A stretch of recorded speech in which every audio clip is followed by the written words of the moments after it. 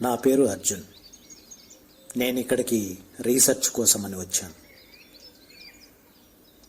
ఇక్కడ ఎవరూ ఉండరని చాలామంది నాతో చెప్పారు, అయినా నేను వినలేదు. ఇక్కడికి ఏదో తెలుసుకుందామని వచ్చాను. ఎలాగైనా నా రీసెర్చ్ పూర్తి చేయాలనుకున్నాను. నాకు ఇక్కడ ఒక వస్తువు దొరికింది.